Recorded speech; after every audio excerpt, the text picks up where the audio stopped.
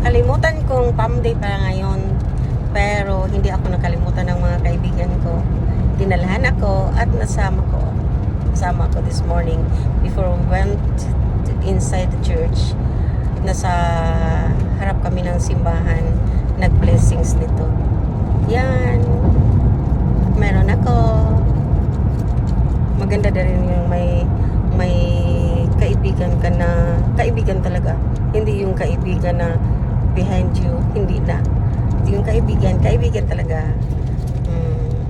Tatlo yan sila, apat kami. Marami, pero tatlo lang yung kinoconsider ko as a good friend for me. Yan. Ito na papunta kaming Joondalup. At saka doon kami kakain ng lunch namin. Yun ang pinupuntahan namin every after mass. Doon kami iupo, nag-uusap kami ng asawa ko. Because most of the time hindi kami nag-uusap, lagi kaming nasa iba-ibang ginagawa namin. So every Sunday, that's the very good time na nag-uusap kami, na walang gadgets, we're talking everything just like that. So we share everything, ganyan. Lalo na ngayon, uuwi sana ako.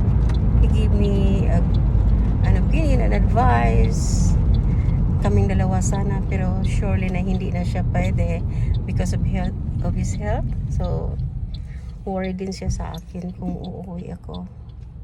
Pero titingnan lang natin. Ayaw kong mag-hope. I don't want to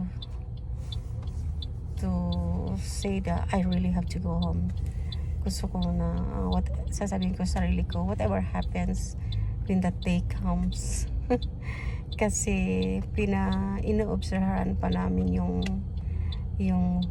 kung anong nang mangyayari sa mundo ngayon, especially the flights. Wala pa namang canceled sa Singapore Airlines, pero yung Philippine Airlines sa local marami nang canceled. Yung international hindi pa, kasi yung isang anak ko sa Mandurah, Philippine Airlines yun sa kanila direct flight from Perth to Manila. Parang ganyan ang kinukuha nila. Yun sa akin naman, at saka yung isang anak ko, kasi hindi kami sabay kumuha ng ticket. So yung kinuha namin is via Singapore, then